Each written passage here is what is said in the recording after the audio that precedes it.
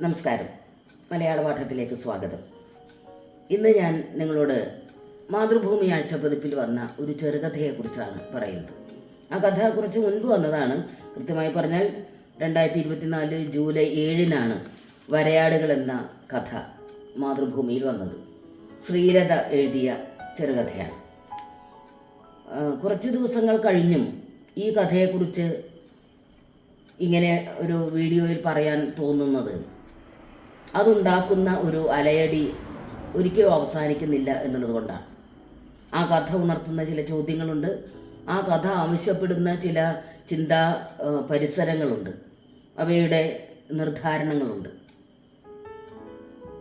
അതിന് എല്ലാ കാലത്തും പ്രസക്തി ഉണ്ട് താൻ. അതുകൊണ്ടാണ് ശ്രീലതയുടെ വരയാടുകൾ എന്ന കഥ ഞാനിവിടെ സംസാരിക്കാനായി എടുക്കുന്നത്. ഈ കഥയിലേക്ക് വരുന്നതിന് മുൻപ് മറ്റൊരു വളരെ ഏറെ ഹൃദ്യമായ ഒരു അനുഭവ വിവരണം നമ്മുടെ പ്രിയ കവി ബാലചന്ദ്രൻ ചുള്ളിക്കാട് എഴുതിയത് നിങ്ങളുടെ ശ്രദ്ധയിൽപ്പെടുത്തുകയാണ്. അദ്ദേഹം ഫേസ്ബുക്ക് കുറിപ്പിലാണ് അത് എഴുതിയത് എന്ന് തോന്നുന്നു. അദ്ദേഹത്തിൻ്റെ നാട്ടുകാരനായ ഒരാൾ രാഷ്ട്രപതിയായത് നേരിൽ കണ്ട് സന്തോഷിക്കാൻ, അഭിനന്ദിക്കാൻ വേണ്ടി അദ്ദേഹം രാഷ്ട്രപതി KR നാരായണൻ അദ്ദേഹത്തെ കാണാനായി ചീഫ് ജേർണലിസ്റ്റായ VK മാധവൻകുട്ടി സാറിനോട് പറ്റുമോ എന്നുള്ളത് ചോദിച്ചു. അദ്ദേഹം അതിനുള്ള സൗകര്യങ്ങളെല്ലാം ചെയ്തു കൊടുക്കുകയും ചെയ്തു. അവിടെ രാഷ്ട്രപതി ഭവനിൽ ചെന്ന് രാഷ്ട്രപതിയെ കാണാൻ അത്ര പെട്ടെന്ന് കാണാൻ സാധ്യമല്ലല്ലോ. ഔപചാരികമായിട്ടുള്ള കുറേ കാര്യങ്ങളുണ്ട്, അങ്ങനെ എല്ലാ സൂക്ഷ്മ പരിശോധനകളുണ്ട്. അതിനൊക്കെ ശേഷം രാഷ്ട്രപതിയെ നേരിൽ കണ്ടു. വളരെ ഹൃദ്യമായ ചിരിയോടുകൂടി കവിയെ അദ്ദേഹം സ്വീകരിച്ചു. മാത്രമല്ല, അദ്ദേഹം കവിതയിലുള്ള അദ്ദേഹത്തിൻ്റെ താല്പര്യത്തെക്കുറിച്ച് പറയുകയും ഒക്കെ ചെയ്തു. വളരെ ഏറെ സന്തോഷത്തോടു കൂടി അദ്ദേഹം എഴുതി വെച്ചിട്ടുള്ള കുറേ കവിതകളൊക്കെ ചുള്ളിക്കാടിന് കാണിച്ചു കൊടുക്കുകയും ചെയ്തു. അവർ തമ്മിലുള്ള സംസാരം അങ്ങനെ വളരെ വളരെ ഹൃദ്യമായ രണ്ട് മലയാളികൾ തമ്മിലുള്ള, രണ്ട് പരിചയക്കാർ തമ്മിലുള്ള ഒരു സംസാരമായിരുന്നു. അതിനുശേഷം വളരെ പെട്ടെന്ന് തന്നെ അദ്ദേഹത്തിന് അടുത്ത കാര്യങ്ങളിലേക്ക് പ്രവേശിക്കേണ്ടത് കൊണ്ട് അവരുടെ സന്ദർശന സമയം കഴിഞ്ഞുവെന്ന് അറിയുകയാണ്. അപ്പോൾ രാഷ്ട്രപതി അല്പമൊരു പ്രയാസത്തോടു കൂടി പറഞ്ഞു, ഇവിടെ എല്ലാ കാര്യങ്ങളും തീരുമാനിക്കുന്നത് അവരാണ്, അതുകൊണ്ട് അത് അനുസരിച്ചേ പറ്റൂ എന്ന് പറഞ്ഞു.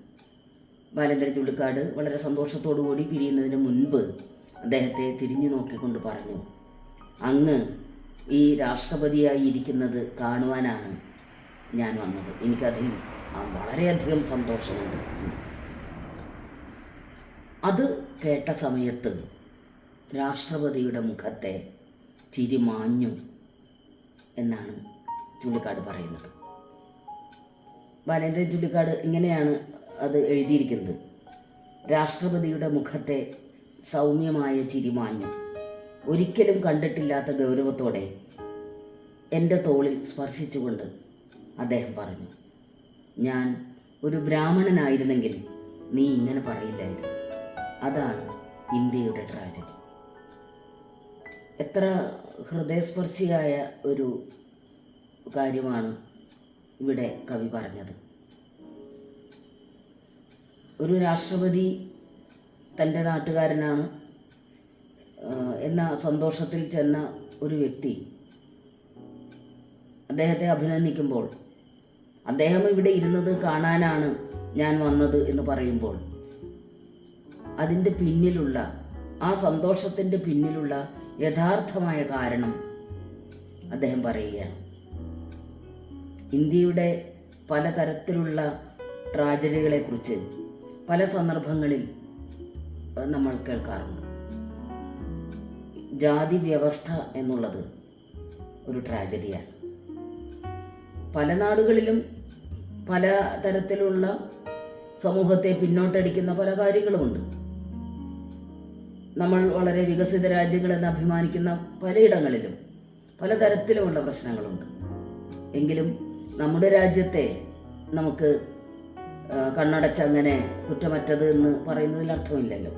അതുകൊണ്ട് തന്നെ ഇതൊരു ന്യായമായ കുറ്റപ്പെടുത്തലായി തന്നെ നമ്മൾ സ്വയം മനസ്സിലാക്കേണ്ടതുണ്ട്. ഇന്ത്യക്കാർ മനസ്സിലാക്കേണ്ടതുണ്ട്. എങ്ങനെയാണ് സമൂഹം ആരോഗ്യകരമായ രീതിയിൽ ഒരു വികസിത രാഷ്ട്രത്തിൻ്റെ ഭാഗമായി വരേണ്ടത് എന്നുള്ള ഒരു ചിന്ത കൂടി ഇതിൽ പങ്കുവയ്ക്കുന്നുണ്ട്.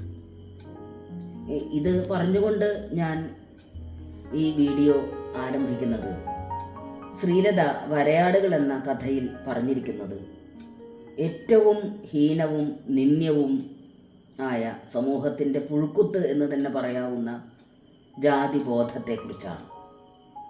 ജാതിബോധം പലതരത്തിലാണ് നാം അഡ്രസ്സ് ചെയ്യാറുള്ളത്. അത് പല രീതിയിലാണ്. ഓരോ തട്ടുകളിലുമുള്ളവർ ഓരോരോ രീതിയിലാണ് അതിനെ നോക്കിക്കാണുന്നത്.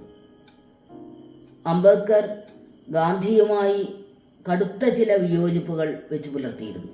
അതിലേറ്റവും പ്രധാനപ്പെട്ടത് ജാതിയെ സംബന്ധിച്ചുള്ള കാര്യങ്ങളിൽ തന്നെയാണ്. ചരിത്രം പഠിക്കുകയാണെങ്കിൽ നമുക്കതൊക്കെ മനസ്സിലാക്കാൻ സാധിക്കും. ജാതിയെ എങ്ങനെയാണ് ഗാന്ധിയും അംബേദ്കറും നോക്കിക്കണ്ടത്? ഒരാൾ അനുഭവത്തിൻ്റെ വെളിച്ചത്തിൽ കാണുന്നു, മറ്റൊരാൾ ഒരു കാഴ്ചക്കാരൻ എന്ന രീതിയിൽ കാണുന്നു. ശരിക്കും ഇത് രണ്ടും തമ്മിൽ വലിയ വ്യത്യാസങ്ങളുണ്ട് എന്നുള്ളതാണ്. അതുകൊണ്ട് തന്നെ ജാതി വ്യത്യാസത്തെക്കുറിച്ച്, ജാതി വ്യത്യാസം പാടില്ല എന്ന് ഒരു മേൽജാതിക്കാരൻ പറയുമ്പോൾ അതൊരു ഔദാര്യമായും, കീഴ്ജാതിക്കാരൻ പറയുമ്പോൾ അതൊരു അവകാശത്തിന് വേണ്ടിയുള്ള ഒരു സമരമായും സമൂഹം നോക്കിക്കാണുന്നു എന്നുള്ളതാണ്. ഇരുവരും ഒരേ രീതിയിൽ നീതിക്ക് വേണ്ടിയാണ് പറയുന്നത് എന്ന് നമ്മൾ കരുതാറില്ല. സ്വന്തമായിട്ടുള്ള ഒരു നിലയ്ക്ക് ഒരു ഗുണം കിട്ടാൻ വേണ്ടി പറയുന്നത് പോലെ ആണ് കീഴ്ജാതിക്കാരനെ സംബന്ധിച്ച് പലപ്പോഴും പലരും വ്യാഖ്യാനിക്കാറുള്ളത്. എന്നാൽ മേൽജാതിക്കാരൻ പറയുമ്പോൾ അതൊരു വലിയ ഔദാര്യമായി കണ്ടില്ലേ. അയാൾ എത്ര ഇതായിട്ടും വലിയൊരു ജാതിയിലൊക്കെയാണ് ജനിച്ചതെങ്കിലും അതിനെക്കുറിച്ചൊന്നും ചിന്തിക്കാതെ ഇതാ പാവങ്ങൾക്ക് വേണ്ടി പ്രവർത്തിക്കുകയാണ് എന്നൊരു ബിരുദവും നമ്മൾ ചാർത്തി കൊടുക്കും. നാളിതുവരെയുള്ള സാമൂഹ്യ പരിഷ്കരണ സംഭവങ്ങളിൽ ഇതിൻ്റെ ഒരു ലാഞ്ചന പലപ്പോഴും നമ്മൾ കാണാറുണ്ട് എന്നുള്ളതാണ് സത്യം. അതുകൊണ്ടാണ് നമുക്കിപ്പോഴും ജാതിയെക്കുറിച്ച് സംസാരിക്കേണ്ടി വരുന്നത്. കേരളത്തിൽ എത്രയോ കാലം മുൻപ് തന്നെ ജാതി ഉന്മൂലന പരിപാടികൾ നടന്നിട്ടുണ്ട്. ക്ഷേത്രപ്രവേശന വിളംബരം പോലെ എത്രയോ നല്ല നല്ല സാമൂഹ്യ പരിഷ്കരണ ശ്രമങ്ങൾ നടന്നിട്ടുണ്ട്. അത് വിജയിച്ചിട്ടുണ്ട്. എങ്കിലും ഇപ്പോഴും നമ്മൾ ജാതിയെക്കുറിച്ച് വരയാടുകൾ പോലെയുള്ള കഥകൾ എഴുതേണ്ടി വരികയാണ്. കേരളത്തിൽ, മലയാളത്തിൽ ജാതിയെക്കുറിച്ചുള്ള കുറേ കൃതികളെക്കുറിച്ച് നമുക്കറിയാം അല്ലേ. പഴയ കാലത്ത് ആധുനിക കവിത്രയം എഴുതിയ കാര്യങ്ങൾ നമുക്കറിയാം. പണ്ഡിറ്റ് കറുപ്പൻ എഴുതിയതറിയാം. അങ്ങനെ ധാരാളം പേർ കവിതയിലും കഥയിലും നോവലിലും ഒക്കെ ആയിട്ട് എഴുതിയിട്ടുണ്ട് ജാതിയെക്കുറിച്ച്. തകഴിയുടെ രണ്ടിടങ്ങഴിയിലല്ലേ നമ്മൾ ഏറ്റവും കൂടുതൽ ഒരുപക്ഷെ വളരെ സങ്കടത്തോടു കൂടി മനസ്സിലാക്കിയിട്ടുള്ള ആ ഒരു കാര്യം. കോരനോ ചാത്തനോ പറയുകയാണ്, അടിയാന്മാരെ ചളിയിൽ ചവിട്ടി താഴ്ത്താൻ ജന്മിമാർക്ക് സാധിക്കും, അത് അവരുടെ അവകാശമാണ് എന്ന്. എത്ര നിസ്സാരമായിട്ടാണ് താൻ ഉൾപ്പെടെയുള്ള ഒരു സമൂഹത്തിൻ്റെ ഒരു അവസ്ഥയെക്കുറിച്ച്, മനുഷ്യാവസ്ഥയെക്കുറിച്ച് അയാൾ പറയുന്നത്. വളരെ നിസ്സാരമെന്ന മട്ടിൽ, വളരെ നിസ്സംഗമായിട്ടാണ്. അതായിരുന്നു മനുഷ്യൻ്റെ അവസ്ഥ എന്നുള്ളതാണ്. അതിൽ നിന്നും സമൂഹം വളരെയേറെ മുന്നോട്ട് പോയി. ജാതി പരിഷ്കരണ ശ്രമങ്ങൾ മാത്രമല്ല, സാമൂഹ്യമായി ഒട്ടേറെ മുന്നേറ്റങ്ങൾ ഉണ്ടായി. സാർവത്രികമായ വിദ്യാഭ്യാസം കൈവന്നതോടുകൂടി എല്ലാവർക്കും തുല്യ നിലയിൽ പ്രവേശിക്കാനുള്ള ഒരു അവകാശം ഉണ്ടായി. പലരും അത് വേണ്ട വിധത്തിൽ ഉപയോഗപ്പെടുത്തുകയും ചെയ്തു.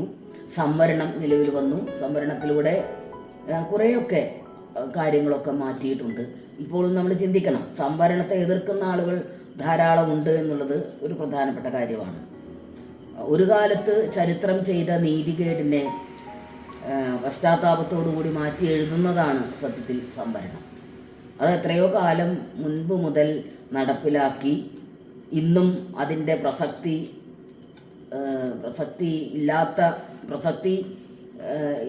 ഉൾക്കൊണ്ടുകൊണ്ട് തന്നെ അത് വീണ്ടും തുടർന്നു വരുന്നു. ഇപ്പോഴും സംവരണം വേണ്ട എന്ന് വയ്ക്കാനുള്ള ഒരു സാമൂഹിക ആരോഗ്യം നമ്മുടെ സമൂഹത്തിൽ വന്നിട്ടില്ല എന്നുള്ളതാണ് സത്യം. അപ്പോൾ ഇതൊക്കെ വെച്ചുകൊണ്ടാണ് നമ്മൾ വരയാടുകളെ നോക്കിക്കാണുന്നത്. വരയാടുകളുടെ കഥ എന്താണ് എന്നുള്ളതൊന്ന് നമുക്ക് ഒന്ന് ചുരുക്കി പറയാം. കഥ മുഴുവൻ പറയുന്നില്ല, അതിലെ ഒരു സാരാംശം മാത്രം പറയുകയാണ്. പ്രസീത ആണ് ഇതിലെ മുഖ്യ കഥാപാത്രം. പ്രസീത, പിന്നെ ഒരു രാജേശ്വരി മാഡം ഉണ്ട്. അവർ കഥയിൽ പ്രത്യക്ഷപ്പെടുന്നില്ല. അവരുടെ ഒരു NLC റിപ്പോർട്ടുമായി ബന്ധപ്പെട്ടിട്ടാണ് ഈ കഥ പ്രധാനമായിട്ടുള്ളൊരു വിഷയം അവതരിപ്പിക്കുന്നത്. സുരേന്ദ്രൻ നായർ, പങ്കജാക്ഷൻ, രാജമാണിക്യം തുടങ്ങിയ കഥാപാത്രങ്ങൾ. പിന്നെ ഒരു ലളിതാഭായിയാണ് പ്രസീതയ്ക്ക് ഓഫീസിൽ ഏറ്റവും വളരെ ന്യായ ബുദ്ധിയോടുകൂടി സംസാരിക്കുന്നത്.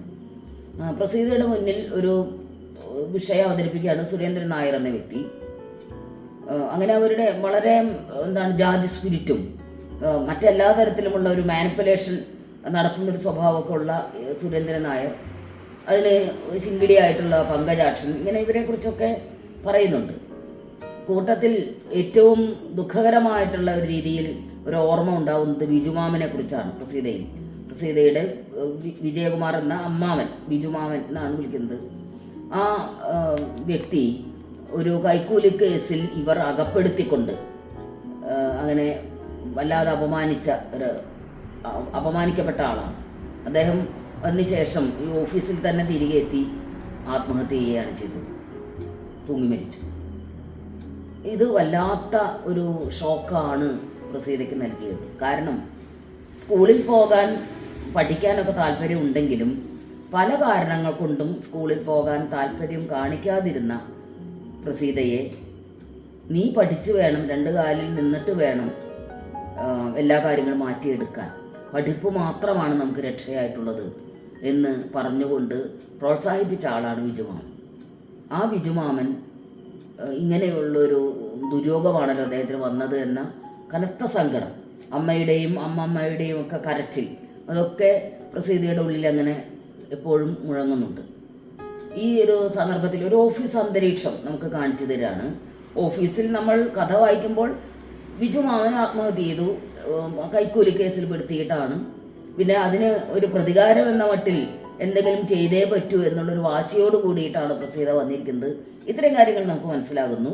ലളിതാഭായിയുടെ സംസാരത്തിൽ എങ്ങനെയാണ് ബിജുമാമനെ കുടുക്കിയത് എന്നുള്ള കാര്യവും കൃത്യമായി മനസ്സിലാകുന്നു. ഇപ്പോൾ രാജേശ്വരി മാഡത്തിൻ്റെ ഒരു റിപ്പോർട്ടിൽ എന്തെങ്കിലും ഒരു അഴിമതി കാണിക്കണം എന്നുള്ളൊരു ഉദ്ദേശത്തിലാണ് സുരേന്ദ്രൻ നായർ വന്ന് പറയുന്നത് എന്നുള്ളതും പ്രസീതയ്ക്ക് മനസ്സിലാവുന്നുണ്ട്. ഇത്രയും കാര്യങ്ങൾ വെച്ചുകൊണ്ട് ഇതൊക്കെ ഒരു സ്വാഭാവികമായ ഒരു കഥയുടെ ഒരു അന്തരീക്ഷത്തെ കൊണ്ടുവരികയാണ്. എന്നാൽ അതിനപ്പുറത്ത് ഈ കഥയ്ക്ക് ഒരു സാമൂഹിക മാനമുണ്ട്. അതാണ് ഞാൻ ഇതിൽ കണ്ട ഏറ്റവും പ്രധാനപ്പെട്ട ഒരു ഘടകം.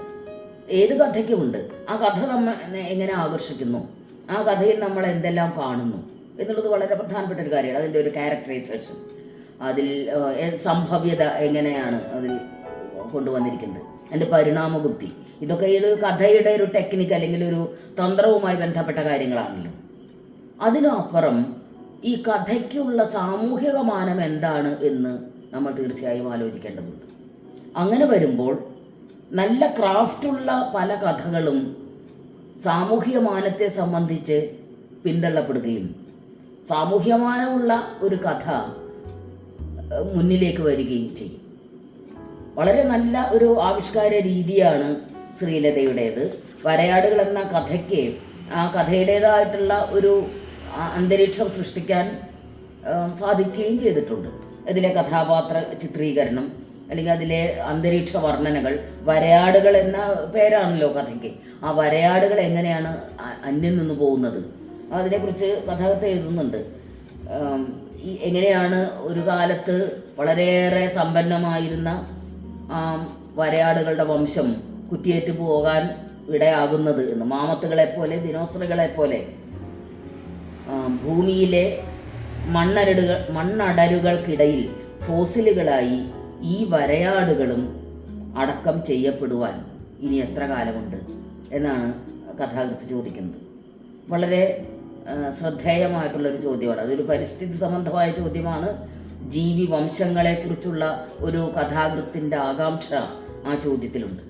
ഇങ്ങനെ കത്തിയമർന്ന പുക പുക പോലെയുള്ള ഒരു ഓഫീസ് അന്തരീക്ഷത്തെ കുറിച്ച് ശ്രീലത വർണ്ണിക്കുന്നുണ്ട്. അമിട്ട് കത്തിയമർന്ന പോലെയുള്ള ഒരു പുക അവശേഷിക്കുന്ന ഇടം എന്ന്. നമുക്ക് നിൽക്കാൻ അല്പം പോലും പറ്റാത്ത അത്രയും ഒരു ശ്വാസം മുട്ട് നമുക്ക് ഉണ്ടാക്കുന്ന ഒരു കാര്യമാണല്ലോ അത്. ഒരു സ്ഫോടനം എന്നുള്ളത്, ആ സ്ഫോടനം നടന്നാൽ സംഭവിക്കുന്ന കാര്യങ്ങൾ അപകടങ്ങൾ മാത്രമല്ല, അതിനുശേഷവും വായുവിനെ പോലും ദൂഷിപ്പിച്ചുകൊണ്ട് നമുക്ക് ശ്വാസം കഴിക്കാൻ പോലും പറ്റാത്ത വിധത്തിൽ ആ അന്തരീക്ഷത്തെ ആക്കി തീർക്കും. അതാണ് ചില വ്യവസ്ഥിതിയുടെ ചില പ്രശ്നങ്ങൾ എന്ന് ആനുഷംഗികമായി ഇവിടെ ശ്രീലത പറഞ്ഞു വെക്കുകയാണ്. ആ കഥ ഉണ്ടാക്കുന്ന ഒരു സാമൂഹ്യ മാനത്തിൻ്റെ സവിശേഷത ഇതുതന്നെയാണ്. കഥ എങ്ങനെയാണ് നമ്മുടെ ഉള്ളിലേക്ക് കടന്നു ചെല്ലുന്നത്, ഈ കഥ ഉണ്ടാക്കുന്ന അതിതീക്ഷ്ണമായിട്ടുള്ള ചില സാമൂഹിക യാഥാർത്ഥ്യങ്ങൾ എന്തൊക്കെയാണ്. നമ്മൾ വളരെ വളരെ സന്തോഷത്തോടുകൂടി പലപ്പോഴും പറയാറുണ്ട്, ഇന്ന് ജാതിയൊന്നുമില്ല, ജാതി പ്രശ്നങ്ങളൊന്നും ഇന്നില്ല എന്ന്. അങ്ങനെ പറയുമ്പോൾ നമ്മൾ ഒരുപക്ഷെ പഴയ കേരള ചരിത്രത്തെ കമ്പയർ ചെയ്തുകൊണ്ടായിരിക്കും പറയുന്നത്. അങ്ങനെ നോക്കുമ്പോൾ തീർച്ചയായും പ്രശ്നമില്ല. കാരണം ഇന്ന് സാർവത്രിക വിദ്യാഭ്യാസമുണ്ട്, എല്ലാവർക്കും ഒരേപോലെ സ്കൂളിൽ പോകാൻ പറ്റുന്നുണ്ട്, യാതൊരു തരത്തിലുമുള്ള അടിച്ചമർത്തലുകൾ ബാഹ്യമായിട്ടൊന്നും സംഭവിക്കുന്നില്ല, തുല്യനീതി മിക്കവാറും നടപ്പിലാവുന്നുണ്ട് എന്ന് നമ്മൾ ധരിക്കുന്നുണ്ട്. അതൊക്കെ ശരിയാണ്. പക്ഷേ ഒരു ജനതയുടെ ഉള്ളിൽ ജാതിബോധം എത്രത്തോളം ഉണ്ട് എന്ന് അത്ഭുതകരമായും സങ്കടകരമായും നമ്മൾ തിരിച്ചറിയുന്ന ചില സന്ദർഭങ്ങളുണ്ട് എന്ന് പറയുകയാണ്. അത്തരം സന്ദർഭങ്ങൾ അനുഭവസ്ഥരായ പലരും പറയുകയും ചെയ്യും. അനുഭവിക്കുന്നവർക്കാണ്. ഒരു പഴയ വളരെ പ്രസിദ്ധനായ ചിന്തകൻ പറഞ്ഞിട്ടുണ്ടല്ലോ, ഹൊറസൽ ബോൾ പറഞ്ഞിട്ടുണ്ട്, ജീവിതം അനുഭവിക്കുന്നവർക്ക് ഒരു കരയിക്കുന്ന നാടകമാണ്, ആലോചിക്കുന്നവർക്കാകട്ടെ അതൊരു നേരം പോക്കാണ്. ഇതാണ് ശരിക്കും ജാതി ചിന്തയെക്കുറിച്ചും പറയാൻ ഉള്ളത്. അത് അനുഭവിക്കുന്നവർക്ക് മാത്രമാണ് ആഴത്തിൽ അത് എത്രത്തോളം മുറിവേൽപ്പിക്കുന്നുണ്ട് എന്ന് മനസ്സിലാക്കാൻ സാധിക്കുക. അല്ലാത്തവർക്കത് പ്രശ്നമല്ല എന്നുള്ളതാണ്. ഈ വരയാടുകൾ എന്ന കഥയെക്കുറിച്ച് പറയുന്നതിൻ്റെ ഭാഗമായി ഞാൻ കുറേ പേരോട് സംസാരിക്കുകയുണ്ടായി. എങ്ങനെയാണ് പല പല തട്ടിലുള്ള ആളുകളോടാണ് പറയുന്നത്. ചിലർ വീട്ടമ്മമാരാണ്, ചില ഉദ്യോഗസ്ഥരാണ്. എങ്ങനെയാണ് നിങ്ങൾക്ക് തോന്നുന്നത് ജാതി ഇന്നും ഉണ്ടോ എന്ന് ചോദിച്ചപ്പോൾ അവർ പറഞ്ഞ ഉത്തരങ്ങളെല്ലാം തന്നെ എനിക്ക് വളരെ കൗതുകകരമായി തോന്നി. അവരിൽ ഒരാൾ പോലും കടുത്ത ജാതി പ്രശ്നങ്ങൾ ഇന്നുണ്ട് എന്ന് ഒരു വിഭാഗത്തിൽപ്പെട്ട ആളും പറഞ്ഞില്ല. അതേസമയം അവരവരുടെ തട്ടകത്തിൽ നിന്നുകൊണ്ട് അവരവരുടെ ഒരു സോണിൽ നിന്നുകൊണ്ടാണ് അതിനെക്കുറിച്ച് സംസാരിച്ചത്. എല്ലാവരും ഓരോ തട്ടിലുമുള്ളവർ അവർ അനുഭവിക്കുന്ന ജാതിയുടെ വിഷയങ്ങൾ. ചിലർ പറഞ്ഞത് ജാതിയുടെ തട്ട് ഏതായാലും ശരി, ആ തട്ടിൽ നിൽക്കുന്ന ആളുകൾ പലതരത്തിലാണ് പ്രതികരിക്കുന്നത് എന്നാണ്. അത് മേൽജാതിക്കാരായാലും കീഴ്ജാതിക്കാരായാലും അവരവരുടേതായിട്ടുള്ള ഒരു സാമൂഹിക പെരുമാറ്റം ഉണ്ടാക്കുന്നുണ്ട് എന്നാണ് പറഞ്ഞത്. അതെല്ലാം തന്നെ ശരിക്കും കേട്ട് കഴിഞ്ഞപ്പോൾ ഒരു പഠനത്തിനുള്ള ഒരു സാധ്യത ഉണ്ട് എന്ന് എനിക്ക് തോന്നുകയും ചെയ്തു. വരയാടുകൾ ഉണ്ടാക്കുന്ന ഏറ്റവും ജാതിബോധത്തിൻ്റെ കടുത്ത ചില വിഷയങ്ങൾ എന്തൊക്കെയാണ് എന്ന് നമുക്കൊന്ന് നോക്കാം. ജാതിബോധം എങ്ങനെയാണ് പ്രവർത്തിക്കുന്നത് എന്ന് പ്രസീത ചിന്തിക്കുന്ന ഭാഗമുണ്ട്. അതിനു മുൻപ് ഒരു കാര്യം പറയാം. ഈ കഥയ്ക്ക് ചിത്രം കൊടുക്കുന്നതിൽ ഏറ്റവും പ്രധാനപ്പെട്ട ആദ്യത്തെ ചിത്രം ശ്രദ്ധിക്കേണ്ടതാണ്. അത് ഇതാണ്. ക്ലാസ്സിൽ ഇരിക്കുന്ന കുട്ടികൾ, പെൺപള്ളിക്കൂടമായിരിക്കാം. ക്ലാസ്സിലിരിക്കുമ്പോൾ 3 കുട്ടികൾ അടുത്തടുത്തിരിക്കുകയാണ്. ഒരു കുട്ടി മാത്രം കുറച്ച് മാറിയിരിക്കുന്നു. അവരുടെ ഇടയിൽ ഒരു കനത്ത മതിലുണ്ട്. അതിനെക്കുറിച്ച് പ്രസീത പറയുന്നുണ്ട്. ഓഫീസിൽ ജോലിയൊക്കെ ചെയ്ത് തുടങ്ങിയ സമയത്ത് വളരെ വ്യത്യസ്തമായിട്ടുള്ള, വളരെ സാമൂഹികമായിട്ടുള്ള ഒരു ആരോഗ്യമുള്ള ഒരു സ്ഥലമായിട്ട് ആദ്യം തോന്നിയെന്ന് പറയുകയാണ്. പഠിക്കുന്ന കാലത്ത് പക്ഷേ എനിക്ക് അങ്ങനെയല്ല തോന്നിയത് എന്ന് പ്രസീത ചിന്തിക്കുന്നു. പഠിക്കുന്ന കാലം തൊട്ടേ കണ്ടതും അനുഭവിച്ചതും മറ്റൊന്നായിരുന്നു. ഉച്ചബെല്ലടിക്കുമ്പോൾ അടുത്തിരിക്കുന്ന കുട്ടികൾ ചോറ്റുപാത്രവുമായി വേറെ ബെഞ്ചിലേക്ക് മാറി തിക്കി തിരക്കിയിരിക്കും. ഈ എന്തിനാ ഞാളെ പിന്നാലെ വരുന്നത്? അവിടെ ഒറ്റയ്ക്കിരുന്ന് കഴിച്ചാൽ മതി. എൻ്റെ ഒപ്പരം ഇരുന്ന് ചോറ് തിന്നരുന്ന് വീട്ടിൽ നിന്ന് പറഞ്ഞേക്കുന്നു കുട്ടികൾ പറയുകയാണ്. നിൻ്റെ ഒപ്പം ഇരുന്ന് കഴിക്കരുത് എന്ന് വീട്ടിൽ നിന്ന് പറഞ്ഞിട്ടുണ്ട്. ഒരു കുഞ്ഞു മനസ്സിനെ നോവിക്കാൻ ഇതിലും വലിയ ഒരു കാര്യമൊന്നുമില്ല. ഭക്ഷണത്തിൻ്റെ കാര്യത്തിൽ നമ്മളെന്തെല്ലാം വേർതിരിവുകൾ വെച്ച് പുലർത്തുന്നു. ഭക്ഷണത്തിൻ്റെ വേർതിരിവല്ല, അത് നമുക്ക് നോൺ വേണമെങ്കിൽ കഴിക്കാം, കഴിക്കാതിരിക്കാം, അത് വേറെ കാര്യം. പക്ഷേ ഇന്ന ഭക്ഷണം കഴിക്കുന്നു എന്നതുകൊണ്ട് അതൊരു വലിയ പ്രശ്നമായിട്ട് എടുക്കുന്ന ഒരു വിഷയം, അത് വളരെ സ്വാഭാവികമായി എല്ലാവരും മനസ്സിലാക്കി കഴിഞ്ഞ ഒരു കാര്യമാണ്. നമ്മുടെ സ്കൂളുകളിൽ എത്രത്തോളം അത് ഉണ്ട് എന്നുള്ളത് അധ്യാപകരാണ് പറയേണ്ടത്. അത്തരത്തിലുള്ള വ്യത്യാസങ്ങൾ ഇന്നും കുട്ടികളെ നോവിക്കുന്നുണ്ടോ എന്നുള്ളത്. അപ്പോൾ പന്തിഭോജനം എന്ന കഥയിൽ സന്തോഷ് ഇച്ചിക്കാനം പറഞ്ഞ ഒരു സാഹചര്യം നമ്മൾ ഒരുപക്ഷെ ഓർക്കും അല്ലേ? പന്തിഭോജനം നടപ്പിലായിട്ട് കുറേ കാലമായി. ഇപ്പോഴും പന്തിഭോജനത്തിനിടയിൽ ചില പന്തികൾ നമ്മൾ മനസ്സിൽ സൂക്ഷിക്കുന്നു എന്നുള്ളതാണ് പ്രധാനപ്പെട്ട ഒരു കാര്യം. അതുകൊണ്ട് തന്നെ ഈ പ്രസീതയുടെ ഈ ഒരു സങ്കടം കൃത്യമായി നമുക്ക് മനസ്സിലാകുന്നതാണ്. അതിൽ ഒരു അതിശയോക്തിയൊന്നും ഇല്ല. എന്താണ് തൻ്റെ ചോറ് മാത്രം നാറുന്നതായിട്ട് മാറുന്നത് എന്ന് പ്രസീത വിചാരിക്കുകയാണ്. അതൊരു പക്ഷേ റേഷൻ അരിയുടെ പ്രശ്നം, അരിയുടെ ക്വാളിറ്റിയുടെ ഒരു പ്രശ്നമായിരിക്കാം. എന്തായാലും മറ്റൊരു വിഷയം, സ്കൂളിലേക്ക് ഉണക്കമീൻ കൊണ്ടുവരരുത് എന്ന് പറയുന്നതാണ്. സ്കൂളിലേക്ക് മീൻ കൊണ്ടുവന്നാൽ പാത്രത്തിൽ ഒരു മണമുണ്ടായിരിക്കും, അത് തുറക്കുമ്പോൾ മണമുണ്ടായിരിക്കും എന്നുള്ളത് സത്യമായിട്ടുള്ള കാര്യമാണ്. അത് വേണമെങ്കിൽ കൊണ്ടുവരാതിരിക്കാം, ആ ഒരു പ്രശ്നം ഒഴിവാക്കാൻ. പക്ഷേ ഉണക്കമീൻ മാത്രമേ ഉള്ളൂ എന്നുള്ളൊരു സാഹചര്യത്തിൽ ഉള്ള കുട്ടി വേറെന്താണ് ചെയ്യുക?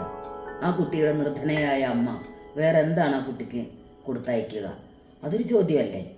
ധാരാളം ഉള്ളവർ മീനോ അല്ലെങ്കിൽ മാംസമോ ഒക്കെ കൊണ്ടുവരുമ്പോൾ അതിൻ്റെ ഒരു മണം എന്നുള്ളതൊരു പ്രശ്നമാണെങ്കിൽ അത് വേണമെങ്കിൽ അവർക്ക് ഒഴിവാക്കാം. പക്ഷേ അതുമാത്രമേ ഉള്ളൂ എന്ന സാഹചര്യത്തിൽ ഒരു പാവം പെൺകുട്ടി എന്താണ് ചെയ്യുക?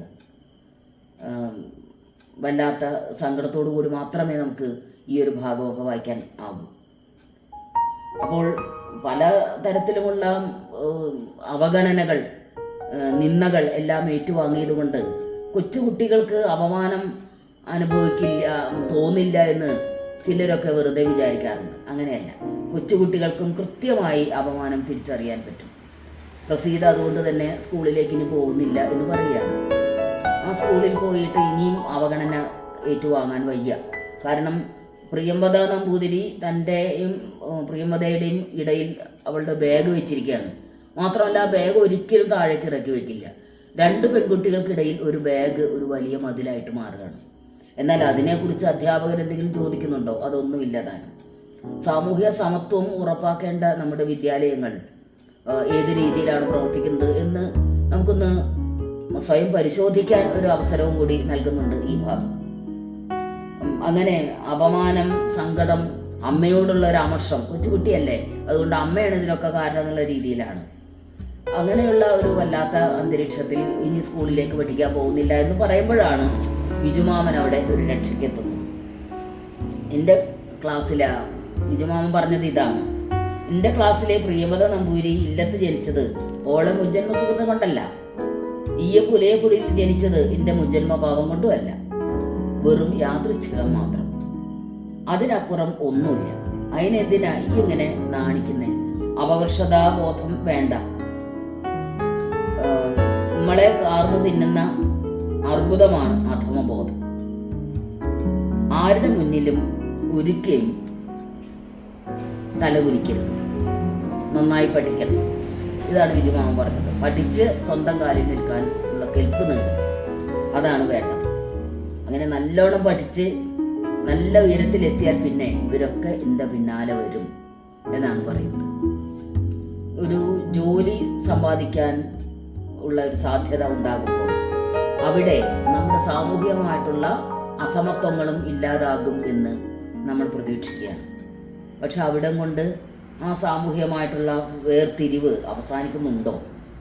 അതൊരു ചോദ്യം ആണ്. ജയമോഹൻ്റെ 100 സിംഹാസനങ്ങൾ നിങ്ങൾ പലരും വായിച്ചു കാണും. 100 സിംഹാസനങ്ങളിൽ കഥാനായകൻ കളക്ടറാണ്, വളരെ ഉത്തുംഗമായ പദവിയിലിരിക്കുന്ന ഒരു വ്യക്തിയാണ്. പക്ഷേ അയാൾ നായാടി വംശത്തിൽ ജനിച്ചവനാണ്. മാത്രമല്ല ഇപ്പോഴും വളരെ അപരിഷ്കൃതമായി ജീവിക്കുന്ന അമ്മ എന്ന തൻ്റെ ഒരു അംശം അയാളിൽ എപ്പോഴും അധമബോധം ഉണ്ടാക്കിക്കൊണ്ട് നിൽക്കുകയുമാണ്. ആ അധമബോധത്തെ ഉടഞ്ഞെറിയാൻ അയാൾ എത്രത്തോളം ശ്രമിക്കുന്നുവോ അത്രത്തോളം അയാൾ പരാജയപ്പെടുന്നതാണ് ജയമോഹൻ വരച്ച് കാണിക്കുന്നത്. ഇത് വരയാടുകൾ വായിക്കുമ്പോൾ നമ്മൾ ഇങ്ങനെ ഒട്ടേറെ കഥകളിലേക്കും നോവലുകളിലേക്കും കവിതകളിലേക്കുമൊക്കെ കടന്നു ചെന്നു പോകും. കാരണം അത്തരം ഒരു കഥാപരിസരങ്ങൾ സന്ദർഭങ്ങൾ ഒക്കെ വരയാടുകൾ നമ്മെ ഓർമ്മിപ്പിക്കുന്നുണ്ട്. ജാതിയിൽ ഒന്നുമില്ല എന്നും ജാതി വ്യത്യാസം കൊണ്ട് മനുഷ്യനെ ഒരിക്കലും അളക്കാനാവില്ല എന്നും എത്രയോ മഹാന്മാർ നമ്മോട് പറഞ്ഞിട്ടുണ്ട്, അല്ലേ? എത്രയോ പേർ, ബുദ്ധനെ പോലെയുള്ള വലിയ മനീഷികൾ നമ്മോട് പറഞ്ഞത് വേറൊന്നുമല്ല. ബുദ്ധൻ്റെ ആശയങ്ങളെ പിന്തുടർന്നു വരുന്ന ഒരുപാട് പേർ, ശ്രീനാരായണ ഗുരുവിനെ പോലെയുള്ളവർ, സ്വാമി വിവേകാനന്ദനെ പോലെ, ഇതിനൊന്നും യാതൊരു ക്ഷാമവുമില്ലാത്ത ഒരു നാട്ടിലാണ് നമ്മൾ ജനിച്ച് ജീവിക്കുന്നത്. എന്നിട്ടും ഇത് കൃത്യമായ രീതിയിൽ ഉള്ളിലേക്ക് പ്രവേശിക്കുന്നില്ല എന്നുള്ളത്, സമത്വത്തിൻ്റെതായിട്ടുള്ളൊരു വെളിച്ചം നമ്മുടെ ഉള്ളിലേക്ക് വരുന്നില്ല എന്നുള്ളത് എത്ര സങ്കടകരമാണ്. ഇപ്പോഴും നമ്മുടെ കഥാകൃത്തുക്കൾ ഇത്തരത്തിലുള്ള അസമത്വങ്ങളെക്കുറിച്ച് പറയേണ്ടി വരുന്നു എന്നുള്ളത്. ലോകം മാറുമായിരിക്കും, അല്ലേ? കാലവും ലോകവും ഒക്കെ മാറാതെ വയ്യ. ഇന്ന് നമ്മൾ പൊളിറ്റിക്കൽ കറക്റ്റ്നെസ്സിനെ കുറിച്ച് പറയുന്നുണ്ട്, വളരെ വാചാലമായിട്ട് നമ്മൾ പറയും. എന്തൊക്കെയാണ് ഇന്ന് പറയേണ്ടത്, എന്തൊക്കെ പറയരുതാത്തതുണ്ട്, ഇങ്ങനെ ചില മാറ്റങ്ങൾ വന്നുകൊണ്ടിരിക്കുന്നുണ്ട്. എങ്കിലും ജാതിബോധം പോലെയുള്ള സമൂഹത്തെ കാർന്നു തിന്നുന്ന വ്യക്തി മഹത്വങ്ങളെ മുഴുവനും തൃണവൽഗണിച്ചുകൊണ്ട് ഉള്ള ഇത്തരം ബോധങ്ങൾ എന്നാണ് നമ്മൾ തരണം ചെയ്യുക. മറ്റൊന്ന് സിസിലിയാമ്മ എന്ന ഒരു കഥാപാത്രത്തിൻ്റെ പറച്ചിലാണ്. ഒരു ചാട്ടുള്ളി പോലെയുള്ള ഒരു പറച്ചിലാണ്. ജോലിയൊക്കെ കിട്ടി ഒരു ആത്മവിശ്വാസത്തിൻ്റെ ഒരു മേലങ്കി അണിഞ്ഞുകൊണ്ട് പ്രസീത ഓഫീസിൽ ജോയിൻ ചെയ്യുന്ന സമയത്താണ് സിസിലിയാമ്മ വരുന്നത്. നീയാ എന്താണ് പറയുന്നത്, ആരാണ് എന്നുള്ളതാണ് ചോദിക്കുന്നത്. ആ ജാതി പറഞ്ഞുകൊണ്ടാണ് സിസിലിയാമ്മ ചോദിക്കുന്നത്. എത്രയായാലും എത്ര പഠിച്ച് മിടുക്കിയായി നല്ല ഒരു പൊസിഷനിൽ വന്നാലും നമ്മുടെ അത്തരം കാര്യങ്ങൾ തോണ്ടി എടുത്ത് അത് ചോദിക്കാനാണ് ആളുകൾക്ക് താല്പര്യം എന്നുള്ളതാണ്. നീ ആ പെനച്ചിക്കാളിൻ്റെ ചെക്കൻ്റെ മോളല്ലേ എന്നാണ് ചോദിക്കുന്നത്. എന്തൊരു ഹീനമായിട്ടുള്ളൊരു ചോദ്യമാണ്. ഒരുപക്ഷെ സിസിലിയാമ്മ എന്ന വ്യക്തി അവരൊരു ഭയങ്കര ക്രൂരയായിട്ടൊന്നുമല്ല. അവർ ആ ഒരു സാമൂഹികമായിട്ടുള്ള ഒരു സ്വഭാവത്തിൻ്റെ പ്രതിബിംബം മാത്രമാണ് അവർ. എല്ലാവരും അങ്ങനെയാണ് പറയുന്നത്, അല്ലാതെ സിസിലിയാമ്മ മാത്രമായിട്ടൊരു വല്ലാത്ത ഒരു ദുഷ്ട കഥാപാത്രമൊന്നുമല്ല. അങ്ങനെയാണ് നമ്മൾ കാണുന്നത് എന്നുള്ളതാണ്. ഒരു ഉയർന്ന പദവിയിൽ എത്തിയാൽ പോലും അവരെ ആ ജാതിയുടെ കണ്ണിലൂടെ മാത്രം നോക്കാനേ നമ്മുടെ സമൂഹത്തിന് സാധിക്കുന്നുള്ളൂ എന്നുള്ളത്. ഇതൊക്കെ വായിക്കുന്ന സമയത്ത് ഒരു പക്ഷേ ചിലർക്കെങ്കിലും തോന്നുന്ന ഒരു കാര്യമുണ്ട്, ഇതൊക്കെ പഴയ കാലത്തുള്ള കാര്യമല്ലേ, ഇപ്പം അങ്ങനെ ഒക്കെ ഉണ്ടോ, ഇപ്പം അങ്ങനെ ആരെങ്കിലും വിചാരിക്കുമെന്നുള്ളതാണ് ഏറ്റവും ദയനീയമായിട്ടുള്ള ഒരു സത്യം.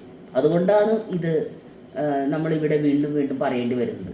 വരയാടുകൾ പോലെയുള്ള കഥകൾ ഇനിയും ഉണ്ടായിക്കൊണ്ടിരിക്കും, ഇനിയും നമ്മൾ അതിനെക്കുറിച്ച് സംസാരിക്കും.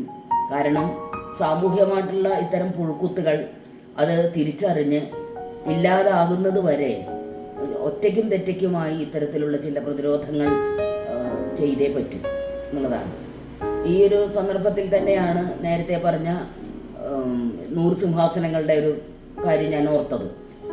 വെലച്ചിക്കാളിയുടെ ചെക്കൻ്റെ മോള് എന്നുള്ള ഒരു പദവിയിൽ ആണ് വളരെ ഉയർന്ന പദവിയിലേക്ക് വന്നിട്ടുള്ള പ്രസീതയെ കാണുന്നത്. അതുപോലെ തന്നെയാണ് നായാടിയുടെ മകനായിട്ട് കളക്ടറെ കാണുന്നത്. അവിടെ കളക്ടറോട് വലിയ സഹതാപത്തോടു കൂടിയ ആളുകൾ ഒക്കെ നോക്കുകയൊക്കെ ചെയ്യുന്നുണ്ട്, സംസാരിക്കുകയൊക്കെ ചെയ്യുന്നുണ്ട്. പക്ഷെ അവരുടെ ഉള്ളിലും ഇത് തന്നെയാണ് വിഷയം. ഒരു എന്താണ്, വളരെ മ്ലേച്ഛമായിട്ടുള്ള ഒരു ജീവിത സാഹചര്യത്തിൽ ജീവിക്കുന്ന ഒരു വ്യക്തി എന്നുള്ള രീതിയിലാണ് അത് സത്യത്തിൽ 100 സിംഹാസനങ്ങളുടെ ഒരു കേന്ദ്ര ബിന്ദുവായിട്ട് മാറുന്നുണ്ട്. അതുപോലെ വരയാടുകൾ എന്ന കഥയിൽ പ്രസീതയുടെ ഉള്ളിൽ തറച്ച തൻ്റെ ആത്മവിശ്വാസത്തിനേറ്റ ഒരു മങ്ങൽ ഈ ഒരു സന്ദർഭത്തിൽ കാണിക്കുന്നുണ്ട്. മങ്ങൽ എന്ന് തന്നെ നമ്മൾ അതിനെ പറയണം. വ്യക്തിത്വ വികസനം എന്ന് നമ്മൾ പലപ്പോഴും വളരെ ഭംഗിയായിട്ടൊക്കെ നമ്മൾ പറയും അല്ലേ, പേഴ്സണാലിറ്റി ഡെവലപ്മെൻറ്റ് എന്ന് പറയും. എങ്ങനെയാണ് നമ്മുടെ വ്യക്തിത്വം വികസിക്കുന്നത്? നമുക്ക് ഏറ്റവും സുരക്ഷിതമെന്ന് തോന്നുന്ന, നമുക്ക് ഏറ്റവും ആത്മധൈര്യത്തോടുകൂടി ആത്മാഭിമാനത്തോടുകൂടി നിൽക്കാൻ സാധിക്കുന്ന ഒരു ഇടത്തിൽ മാത്രമേ നമ്മുടെ വ്യക്തിത്വം വികസിക്കുകയുള്ളൂ. വ്യക്തിത്വ വികസനത്തെക്കുറിച്ച് പുറമേ ചില ക്ലാസ്സുകൾ എടുത്തിട്ടൊന്നും കാര്യമില്ല. കുട്ടികളുടെ വ്യക്തിത്വത്തെ വികസിപ്പിക്കാനുള്ള ഒരു സാഹചര്യം ഉണ്ടാക്കുകയാണ് ചെയ്യേണ്ടത്. അതിന് സമത്വവും സ്വാതന്ത്ര്യവും തന്നെയാണ് ആവശ്യം. നമ്മളൊരു കവിത പോലെയൊക്കെ പലപ്പോഴും ഇതൊക്കെ എടുത്തു പറയുമെങ്കിലും സാക്ഷാൽ ജീവിതത്തിൽ ഇത് എത്ര പേർക്ക് കരഗതമാകുന്നുണ്ട് എന്നുള്ളത് ഒരു വലിയ വിഷയമാണ്. വരയാടുകൾ എന്ന കഥ നമ്മുടെ മുന്നിലേക്ക് കൊണ്ടുവന്ന് തരുന്നത്, ആ ഒരു കഥയുടെ ഒരു രീതി എന്താ വെച്ചാൽ, പ്രസീത ശരിക്കും ഈ സുരേന്ദ്രൻ നായർ എന്ന കഥാപാത്രത്തോട് പ്രതികാരം കാണിക്കുന്നു എന്നുള്ളതാണ്. സുരേന്ദ്രൻ നായർ എന്ന കഥാപാത്രം മാത്രമല്ല സത്യത്തിൽ ഇവിടെ പ്രതി എന്നുള്ളത് നമ്മൾ തിരിച്ചറിയേണ്ടതുണ്ട്. അയാളൊരു വ്യക്തി, അയാളൊരു ദുഷ്ട സ്വഭാവമുള്ളൊരു വ്യക്തി. പക്ഷേ അയാളെ പോലെ തന്നെ പ്രസീതയെ പോലെയുള്ള വ്യക്തികളെ താറടിച്ച് കാണിക്കാനും നന്മയ്ക്കെതിരെ പൊരുതാനുമൊക്കെയുള്ള ചില ദുഷിച്ച സ്വഭാവങ്ങൾ, ദുഷിച്ച ഘടകങ്ങൾ ധാരാളമുണ്ട്. അത് ഒരു കേവല വ്യക്തി എന്നുള്ളതല്ല, നമ്മുടെ സമൂഹത്തിലെ തന്നെ ചില പ്രശ്നങ്ങളാണ്. സാമൂഹികമായിട്ടുള്ള ഇത്തരം പ്രശ്നങ്ങളെ അഭിസംബോധന ചെയ്തുകൊണ്ടാണ് ജാതി ഉന്മൂലനം പോലെയുള്ള കൃതികൾ മഹാനായ അംബേദ്കർ എഴുതിയത്. ആ കൃതിയിൽ തന്നെ ജാതിയുടെ എല്ലാ കാര്യങ്ങളെക്കുറിച്ചും അദ്ദേഹം ചർച്ച ചെയ്യുന്നുണ്ട്. സ്വാതന്ത്ര്യത്തെക്കുറിച്ച് പറയുകയാണെങ്കിലും, വിദ്യാഭ്യാസത്തെക്കുറിച്ച് പറയുകയാണെങ്കിലും, കുലത്തൊഴിലിനെ കുറിച്ച് പറയുകയാണെങ്കിലും അംബേദ്കറിന് തൻ്റേതായിട്ടുള്ള ഒരു നിലപാട് സ്വീകരിക്കാൻ സാധിക്കുന്നത് ജാതി എന്നുള്ളൊരു അടിത്തറയിൽ ഊന്നിക്കൊണ്ട് ചിന്തിക്കുമ്പോഴാണ്. അതൊരു അടിത്തറയാണ്. താൻ എന്താണ് ചെയ്യുന്നത്? ഒരു ഘട്ടത്തിൽ അദ്ദേഹം പറയുന്നുണ്ട്, കുലത്തൊഴിലുകളൊക്കെ ഉപേക്ഷിച്ചുകൊണ്ട് നഗരങ്ങളിലേക്ക് ചേക്കേറുക എന്ന് പറയുന്നുണ്ട്. അതേസമയം ഗാന്ധിജി കുലത്തൊഴിലുകളെ മുന്നിട്ട് കൊണ്ടുള്ള ഒരു വലിയ ദേശീയ ഉദ്ഗ്രഥനം എന്നുള്ള കാര്യമാണ് എടുത്ത് പറഞ്ഞത്. രണ്ടുപേരും പറഞ്ഞത് ശരിയുണ്ട്, പക്ഷേ രണ്ട് സാഹചര്യങ്ങളിലാണ് അത് പ്രാവർത്തികമാകുന്നത്. അതുകൊണ്ടാണ് രണ്ടുപേരുടെയും കർമ്മമണ്ഡലങ്ങളിൽ അവർ കണ്ട ചില സത്യങ്ങളെ ആസ്പദമാക്കിക്കൊണ്ടാണ് അവരത്തരം കാര്യങ്ങൾ പറഞ്ഞത്. അപ്പോൾ ഈ വരയാടുകൾ എന്ന ഒരു കഥയെക്കുറിച്ച് പറഞ്ഞുകൊണ്ട് ഇന്ത്യയുടെ ചരിത്രത്തെ സംബന്ധിച്ചും ചരിത്ര സാമൂഹിക സാഹചര്യങ്ങളിൽ ചിലരുടെ പങ്കാളിത്തത്തെക്കുറിച്ചുമൊക്കെ സംസാരിക്കാൻ സാധിക്കുന്നു. ഒരു കഥ ഉണ്ടാക്കുന്ന ഒരു വലിയ മികവ് അത് തന്നെയാണ്. ഇതിൻ്റെ ഒരു ഫലശ്രുതി എന്നുള്ളത് ഒട്ടേറെ വേദികളിൽ ചർച്ച ചെയ്യപ്പെടേണ്ടതാണ്, ചർച്ച ചെയ്യപ്പെടും എന്നുള്ളതാണ്. മാത്രമല്ല ആ കഥ ഉണ്ടാക്കുന്ന ഒരു സാമൂഹ്യ പ്രസക്തി ഉണ്ടല്ലോ, ആ കഥയ്ക്കുള്ള ഒരു സാമൂഹ്യ പ്രസക്തി അത് വളരെ പ്രധാനപ്പെട്ടതാണ്. നമ്മളത് തിരിച്ചറിയുകയും ചെയ്യേണ്ടതുണ്ട്. വരയാടുകൾ എഴുതിയ ശ്രീലതയ്ക്ക് എല്ലാ അഭിനന്ദനങ്ങളും.